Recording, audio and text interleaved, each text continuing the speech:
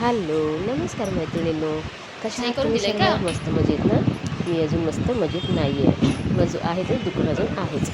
तर ना, इथे आदल्या आता दिवशीचा बॉक्स हा तसंच व्हिडिओ ठेवूया. आहे. मला वाटलेला की हा आमचा शूर आहे आम्ही जो बुक केलेला ना, तो दुसऱ्या दिवशी म्हणजे पाडव्याच्या दिवशी येईल. म्हणून मी ना, हा थोडासा शूट केलेला आहे. तुमच्याबरोबर शेअर करावा की माझ्या घरामध्ये पण कुठल्या वस्तू येतात ना, ते दाखवण्यासाठी. ते इथे हा शू रॅक ना, मी 2 दिवसा अगोदरच ना ऑर्डर केला होता आणि ह्याचा कलर चेंज होता. पण मला ना सेम असा कलर पाहिजे होता, की जो माझा अगोदरचा शू रॅक आहे ना, तसाच सेम कलर म्हणजे त्याला मॅच होईल असा. त्याच्यासाठी ना मी हा मागवला होता की आणि त्यांना सांगितलं होतं की सनमाईक मला असाच म्हणजे डार्क कलरचाच पाहिजे आणि सेम. माझा फोटो काढून मी ह्या पहिल्याच्या शू रॅकचा फोटो काढून त्यांना दाखवला होता. तर तशाच प्रकारे थोडंसं ना 19-20 त्याची डिझाईनची फरक आहे. तर इथे हा अगोदरचा फिश टँकचा जो शू रॅक आहे ना, तो तिकडे सरकवून मग आम्ही थोडंसं इथे त्याला जागा केली आणि ॲडजस्ट केला. तुम्हाला दाखवते हा 3 खणाचा आहे.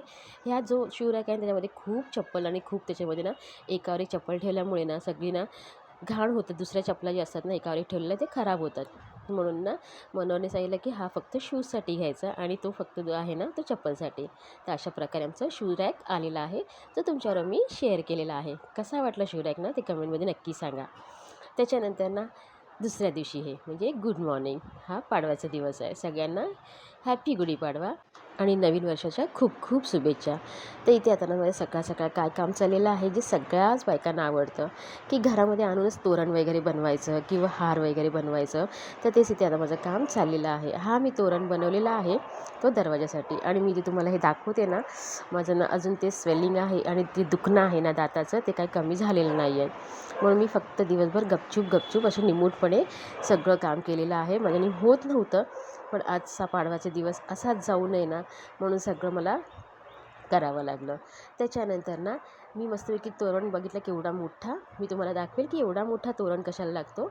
माझा बाहेर गणपतीचा फोटो आहे ना, त्याच्यावरून घ्यायचा असतो ना, म्हणून मला तेवढा मोठा दरवाजासाठी तोरण बनवायचा असतो.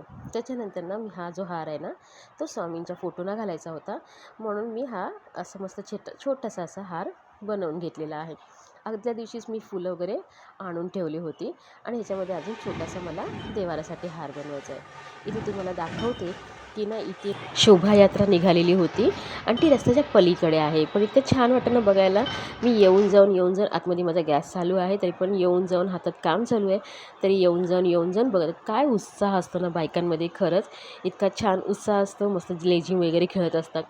त्याच्यानंतर हे बघा इथे मी म्हणजे तुम्हाला बोलले ना माझं आतमध्ये किचनमध्ये काम चालू आहे. म्हणजे मी आज खिचडी नाश्त्याला खिचडी बनवायची होती. तर माझी खिचडी बनवून झालेली आहे. फक्त ना अजून 5 ते 7 मिनटं त्याला छान असं परतून घ्यायचं होतं मला. आणि इथे भरपूर सारी मी कोथिंबीर घातली. जर उपवास असेल तर कोथिंबीर खात नाहीत मोस्ट ऑफ. पण मी याच्यामध्ये ना राई, जिरा, कढीपत्ता, मिरची आणि कोथिंबीर घातलेली आहे. मी तर एकदा कांदा घालूनसुद्धा मस्तपैकी फोडणीचं हे बनवलं होतं. साबुदाण्याची खिचडी एक नंबर अप्रतिम लागली होती. त्याच्यानंतर ना परत एकदा थोडंसं मी गॅसवरती ते झाकण ठेवून साबुदाणे ठेवलेले आहेत आणि बघ ह्या साईडला रस्त्याच्या अलीकडे आता ही यात्रा निघालेली आहे. तर मी तुम्हाला इथे जवळून एकदम दिसतंय ना, छान मस्तपैकी इतकी मस्त मोठी यात्रा. सगळ्या बायका इतक्या उत्साही लेझीम खेळत चालल्या होत्या. ढोल ताशे पथक असतात ना, ते सगळं वादन वगैरे होतं. त्याच्यानंतर इथे बघा छत्रपती शिवाजी महाराजांचं गेटअप करून एक मुलगा घोड्यावरती आहे. त्याच्यानंतर 2 मुलं ही पाठीमागे मावळ्याचा गेटअप करून ते घोड्यावरती आहेत आणि त्याच्या बाजूला छोटे सैन्य पण खाली होते. ते गेलेत पुढे वादकाबरोबर जे वादन असतं ना त्याच्याबरोबर पुढे गेलेले आहेत आणि पाठीमागे ना एक रथ आहे. त्याच्यामध्ये भारतमाता आहे, छोटे शंभूराजे आहेत. आणखी एक कोणीतरी असं गेटअप केलं होतं पण मला एवढं लांबून ना क्लिअर दिसतच नव्हतं. त्याच्यामुळे बघा तुम्हाला समजतात ना, की समजत असेल तर मला कमेंटमध्ये नक्की सांगा. इथे भारतमाता आहे, शंभूराजे आहेत, आणखी एक कुठलीतरी असं व्यक्तीचं गेटअप केलेलं आहे. छान मस्तपैकी इथे शोभायात्रा इतकी म्हणजे वाजत गाजत जाते ना, हे दरवर्षीचं असतं. आणि इकडच्याच आजूबाजूच्याच एरियामध्ये ना कुठल्यातरी बिल्डिंगने एका असं हे सगळं तयार केलेलं होतं. म्हणजे वादन वगैरे त्यांना पाहिजे होतं आणि सगळी अशी शोभायात्रा काढतात. इथे ना मस्तपैकी आतमध्ये देवाची पूजा वगैरे मनोहरनी सगळी छान करून घेतलेली होती. सगळे हार तोरण वगैरे माझ्या दरवाजाला लागले होते. देवाराला पण हार तोरण घातले होते आणि स्वामींच्या फोटोला पण हार घातलेला आहे. म्हणजे जवळजवळ माझी सगळी पूजा झालेली आहे आणि आता ना मला उंबरठ्याचं लेपन करायचं होतं. त्याच्यासाठी ना मी इथे उंबरठ्याचं लेपन करताना ह्याच्यामध्ये मी हळद घेते, गोमूत्र घेते, गंगाजल आणि थोडंसं ना आज म्हणजे खास म्हणजे पाडव्याचा दिवस आहे म्हणून मी याच्यामध्ये थोडंसं अत्तर टाकलेलं आहे, जेणेकरून ना मस्तपैकी सुगंध येतो, इतका छान येतो ना जेव्हा आपण दारातून आत बाहेर करतो ना तेव्हा छान मस्तपैकी सुगंध येतो. तर ते सगळे म्हणजे मी 2-3 प्रकार असे त्याच्यामध्ये टाकलेले आहेत आणि लेपन करून घेतलेलं आहे. जो उरलेल्या वाटीमध्ये मी हळद आहे ना त्याच्यामध्ये मी थोडंसं पाणी जास्त घालते आणि मी हे सगळ्या झाडांना घालते, कारण असंच फेकून देण्यापेक्षा झाडाला घातलेलं बरं असतं. कारण का हळद अँटीबायोटिक असते ना, ह्याच्यामधले जे पण असेल ना मातीमधले जे कीटक वगैरे जे किंवा माझ्या ह्या जास्वंदाच्या फुलाला ना असं सफेद सफेद येतं ना, ते सगळं ते मरून वगैरे जातात आणि झाडं छान राहतात. त्याच्यामुळे मी हळदीचं केव्हा पण उरलेलं लेपनमधलं हळदीमध्ये पाणी घालते आणि झाडांना घालते. त्याच्यानंतर छोटीशी अशीच बाहेर थोडीशीच रांगोळी घातलेली आहे. मी काय खूप मोठी वगैरे रांगोळी, कारण का माझं तोच प्रॉब्लेम सेम. त्यामुळे मला ना असं तिथे बसून इतकं पेशन्स नव्हते की खूप चांगली मस्त छान अशी रांगोळी काढावी. जेवढी जमते तशी मी रांगोळी मस्तपैकी काढून घेतलेली आहे. मस्तपैकी दारातसुद्धा हळद कुंकू वगैरे घातलेलं आहे आणि फुलं घातलेली आहेत. आणि वरती पण तुम्ही बघितलं असेल ना, मी तोरण असा गणपतीचा फोटो आहे ना त्याच्यावरती घातलेला आहे. त्याच्यानंतर इथे स्वामींनी मी बनवलेला हार स्वामींवरती चढलेला आहे, स्वामींच्या तस्वीरवरती. त्याच्यानंतर इथे देवाऱ्याला पण मी हा बनवलेला हार घातलेला आहे. छान अशी मस्तपैकी बघा माझी पूजा संपन्न झालेली आहे, म्हणजे मस्त छान पूजा झालेली आहे. त्याच्यानंतर ना इथे मी ना थोडंसं आता शेगडीवरती असं म्हणजे माझं खिचडी वगैरे बनवून एकदा झालेली आहे, सकाळचं झालेलं आहे. पण आता मला नैवेद्याचं जेवण बनवायचं आहे. त्याच्यासाठी थोडंसं पाण्याचा हात फिरवून घेतलेला आहे आणि हळद कुंकू अक्षता वगैरे घालून ना फुलं घातलेली आहेत आणि थोडंसं ना असं अगरबत्ती मी दाखवून घेतलेली आहे की आता माझा मस्तपैकी छान असा नैवेद्याचा स्वयंपाक होऊन जाऊ देत. तर पहिलाच आता पूजा वगैरे झाल्याच्यानंतर पहिल्यांदाच मला बासुंदी बनवायची आहे. त्याच्यासाठी मी दूध गरम करायला ठेवलेलं आहे आणि हे पूर्ण दूध मी 1 लिटर घेतलेलं आहे. हे बघा, बघितलेत ना कसं तोंडाचं कसं झालेलं आहे माझं, असं जरासं तोंड पण होत नाही आणि पूर्ण गाल असं सुजलेलं आहे पूर्ण. म्हणजे इतकं दुखतं आहे ना की अजूनसुद्धा मी जेव्हा रेकॉर्डिंग करते, मी सकाळी म्हणजे हातचा व्हिडिओ आलेलाच नाही आहे, मी हे दुपारी रेकॉर्डिंग करते. इतकं दात माझं म्हणजे दुखतो आहे आणि ती हिरडी वगैरे खूप सुजलेली आहे. तर आता ना जेवणाच्या तयारीमध्ये एका साईडला मी ना कुकर लावलेला आहे आणि दुसऱ्या साईडला दूध गरम करायला ठेवलेलं आहे. तर इथे मला मेथीची भाजी बनवायची आहे ना, त्यासाठी मेथीची एक जोडी मी 2 दिवसापूर्वीच आणून ठेवली होती. ती आता तेव्हा मी साफ केली नव्हती, कारण का मला ऑर्डर्स वगैरे होत्या आणि कामाच्या नादात माझं राहून गेलं होतं. तर ऐन टायमाला मग अशी गडबड होते जेव्हा मी साफ वगैरे करून ठेवत नाही ना, कुठल्या भाज्या वगैरे पाहिजेत ते, त्याच्यामुळे मग ऐन टायमाला अशी गडबड होते. आणि त्यात आदल्या दिवशीपासून माझं दात वगैरे पण दुखत होता, त्याच्यामुळे माझं काहीच म्हणजे भाज्या वगैरे साफ करायच्या असतील ते काहीच झालेलं नव्हतं. आणि त्याच्यानंतर आता भाजी वगैरे मी साफ करून घेतलेली आहे मेथीची. तर इथे बघितलं असेल दूध किती आटलेलं आहे आणि आता ह्याच्यामध्ये ना मी काजू आणि बदामची ना पावडर केली आणि ती घातलेली आहे. म्हणजे आवडीनुसार मी असं मोस्ट ऑफ बघितलं ना की काजू बदामची पावडर घेतात. काजू आणि बदाम असे काप करून घालतात ते मला माहिती आहे, पण मी आपलं थोडंसं थिकनेस चांगलं व्हावं म्हणून मी काजू बदामची पावडर घातलेली आहे. आणि एका साईडला ते दूध गरम होतच आहे. दुसऱ्या साईडला ना मी इथे माझा कुकर एका साईडला झालेला आहे आणि आता मी ना कोबीची भाजी बनवते चण्याची डाळ घालून. मस्त एक नंबर, म्हणजे हा बेत तर आमच्या घरामध्ये सगळ्यांनाच आवडतो. कोबीची भाजी चण्याची डाळ टाकून झालेली आहे, ऑलमोस्ट झालेली आहे. आता ह्याच्यामध्ये मी ओलं खोबरं आणि कोथिंबीर घालणार. तर इथे तुम्हाला दाखवते माझी भाजी किती छान मस्त अशी दिसते. भाजी माझी सगळी आता झालेली आहे कोबीची. आता मला दुसरी भाजीची तयारी करायची आहे, ती म्हणजे मी चवळीची ओली भाजी बनवणार आहे. आणि खोबऱ्याचं आणि कांद्या खोबऱ्याचं जे आपण गोडं वाटण बनवून ठेवतो ना, ते माझ्याकडे संपलेलं होतं. तर मी बोलली ठीक आहे, आता ते संपलेलंच आहे तर आपण असं वाटण बनवूया. त्यामध्ये ना आपल्याला देवाला नैवेद्य पण दाखवता येईल, म्हणजे फ्रेश वाटण आहे हे.